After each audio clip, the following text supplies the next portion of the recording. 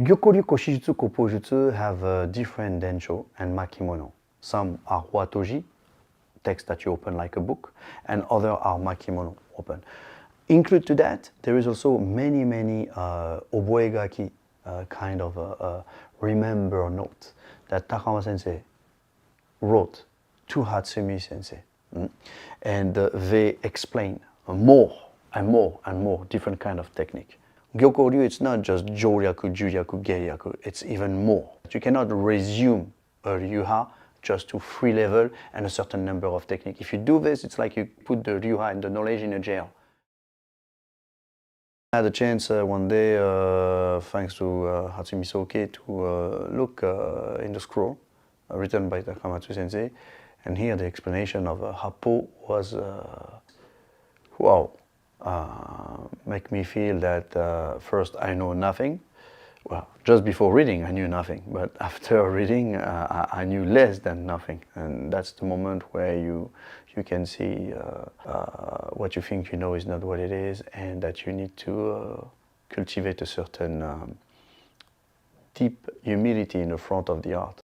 In one of the scroll, I think it's the Gyokko Ryū Gokui no Maki, Takama sensei explain the Happo, and on this he gives the name of each one. Shuho, literally hands, and ho, the rules, the method. So you can translate this like the hands method, or how to use your hands. But at the same time, shu, te, it doesn't mean just the hand as a physical hand, it means the technique. For example, there is the word in Japanese called shujutsu. It doesn't mean the technique of hand, it means an operation. And in operation, there is many parameters. So here in shuho, what is it? It's not just using the hand, it's to understand how you're using each finger, the tip of the finger, each kobushi joint, the wrist, elbow, shoulder blade. Hands means also the strategy of the technique, how it works. What is the way it works, how we've been transmitted, how can you explain it, and at the same time, how can you recognize on someone's technique, an enemy or whatever. That's shuho. Gan, ho. Gan is the same as certain kanji like seigan. It means the eyes. Here actually it's the method of observation, the way you observe, how you can understand an environment, how you can read a technique, how you can read someone's walking, talking, how you can also see, perceive through things. You have this aspect in ninjutsu called Jishin Kanpan no Jutsu, so it's the capacity to see, to foresight, because everything is about foresight. See before, and for that you need to study the Ganho. Shimpo, it's everything that deals on how you're going to use your body, how you're going to understand your body, how you're going to listen your body. In Shimpo also you have the aspect, there is no internal without external. Omote and ura follows, like the shadow and the light goes together, the inyo, which is used in many other classical martial arts. Here, for example, in the case of Shimpo, Gampo, and Shuho, if we look at that, you can see that you have to work the inside, not just the outside. You need to work the inside. And how do you work the inside? By listening. You listen the inside through the outside. And that's a very important thing. For example, when you do it ski, when you do the uke, when you use a weapon, sword, bow, whatever, how can you expand and stretch your inside through a weapon, through an environment, through a waza, through a word, through a way of observe. Because after all, what happened inside is the secret of the art. Ho-ho. Now this is very important because every sports martial arts, dancing, and even human beings' life is based on fuho, ho-ho, sokuho, sometimes ashitsukao. It's the method, the law that rules the way of using your legs, not just the footwork. Classical martial art include everything. So you need to have footwork that can be extended to spear, sword, naginata. All those aspects of the walk tells a lot about who you have inside you and tells a lot about his inside, his nakami. There is a saying that nakami no nai hito wa kanarazu shugyo ni kiete iru.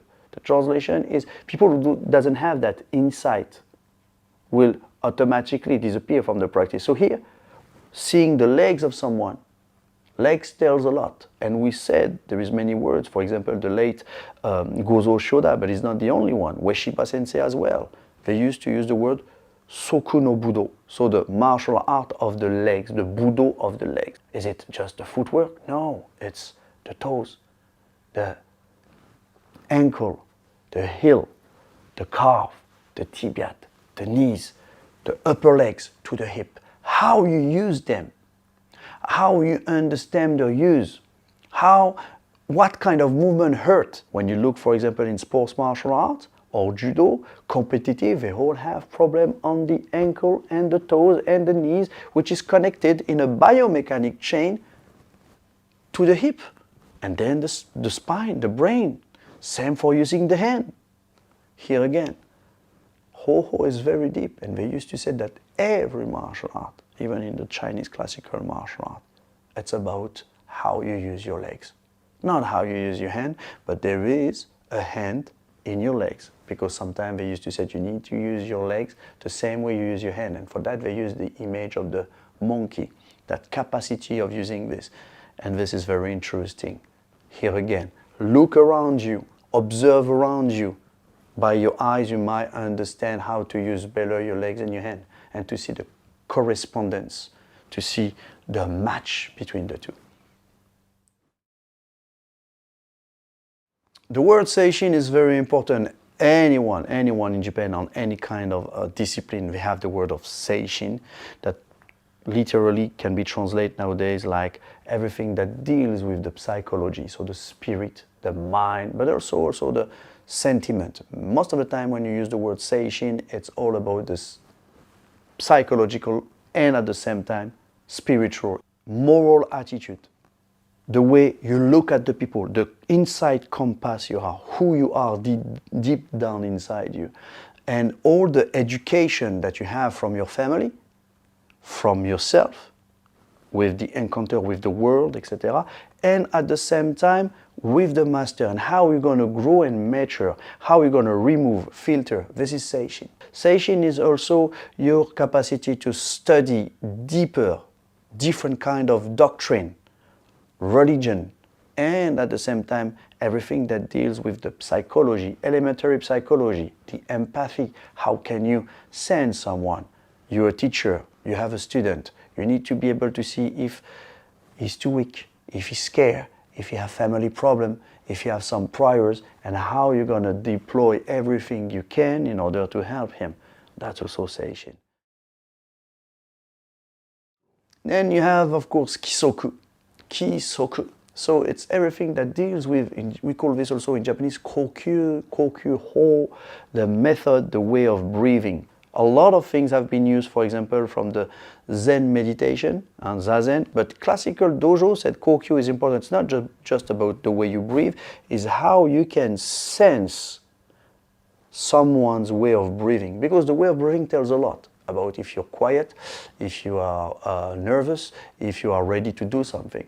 And the way of breathing is connecting, of course, with the heartbeat and the flow of the blood. So all this, it's again connecting with the aspect of Shinpo, the body, understanding the rules of the body, the way you use your hand, the way you look. Because even the way you look is connecting with a way of breathing. The way you sit is connecting with a way of breathing. The way you talk, the way you eat, the way you walk, it's connecting with a way of breathing. So if you have to use a weapon, for example, a spear when you attack, a sword, any kind of weapon, or when you use striking exercise, you need a certain way to breathing. And this way of breathing needs to be expand and stretch to your environment.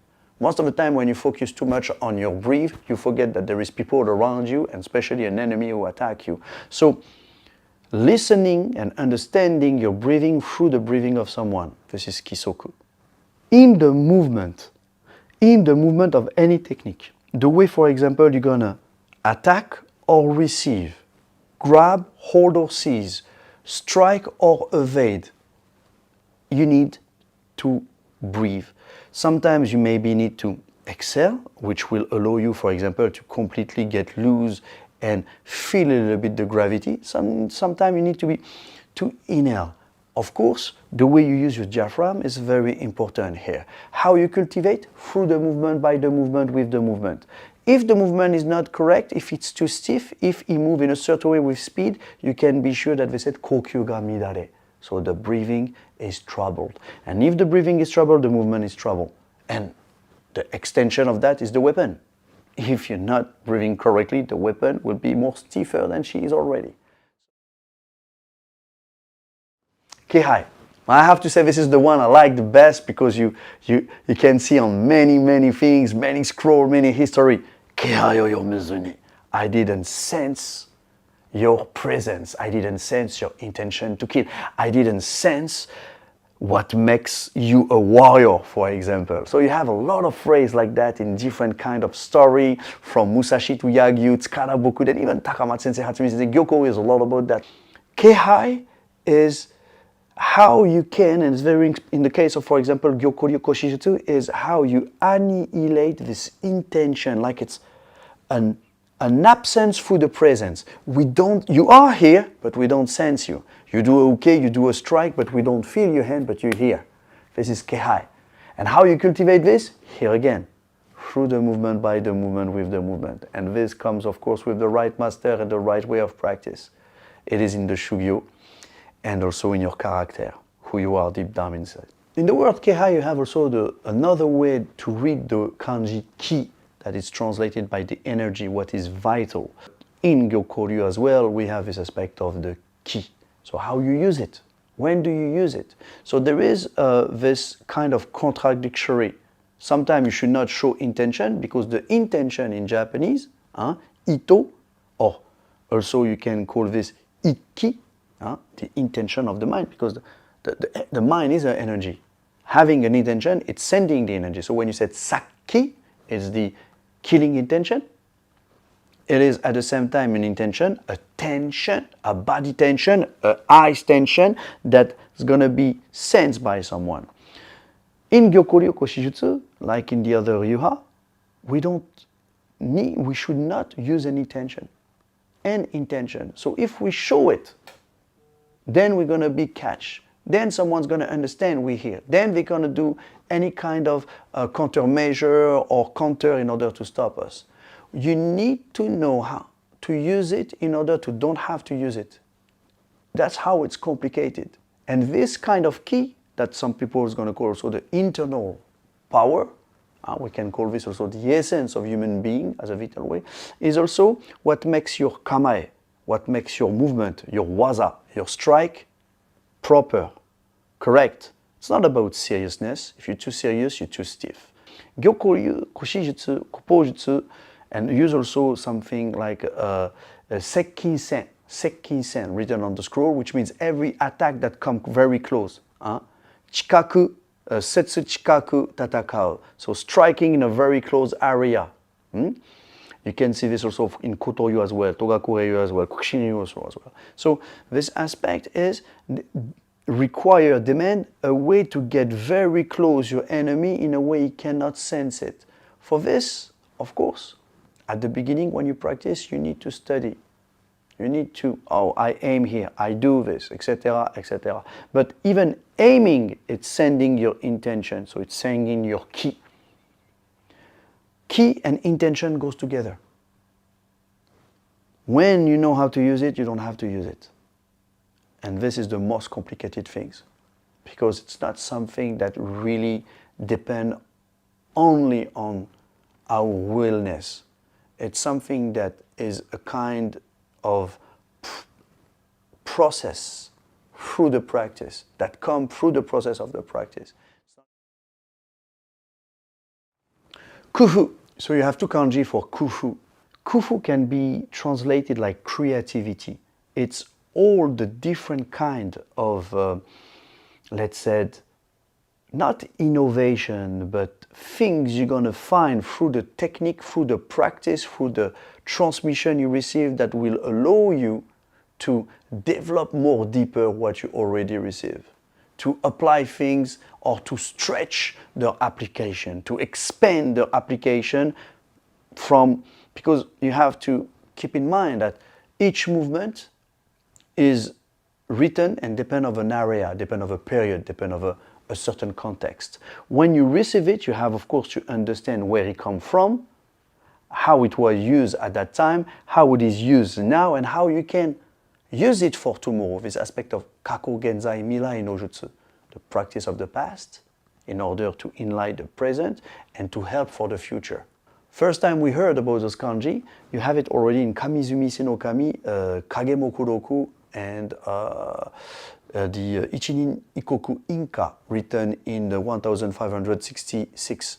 And already explained, after he said, on what he explained, he said, I have practiced the highest technique and deepest technique of the current of that time, the ryuha of that time, mainly Katori Kashima, Nenryu, and Kage. And he finds something in Kage Ryu, he said. He said, I find a subtlety in Kage Ryu that the other ryuha didn't have. And I put my faith on it. And thanks to the surrounding, the belief, I receive an inspiration. And from that, kufu okushite, I did practice but also develop. Try in many ways. If they show me in that angle, I did on this angle. If they show me from here, I did it from here. If I do it from backward, I did forward, etc. This is the kufu. Even Musashi, Miyamoto Musashi, the famous Miyamoto Musashi, in the Gorin no Sho said, Nichini Tanren Kufu. Night and day, deep practical that include and lead to the kufu. A densho, it's nothing if you didn't practice. So the happo, it's the same. You can just, 8 technique, 8 method, 8 rules, 8 fundamental, or it can be a universe, the depth that hide the kanji 8. Like a mountain with no roof and no base. It's endless. It goes deeper. And in an intellectual point of view, in a health point of view, it's good to be on an endless path. Don't you think so?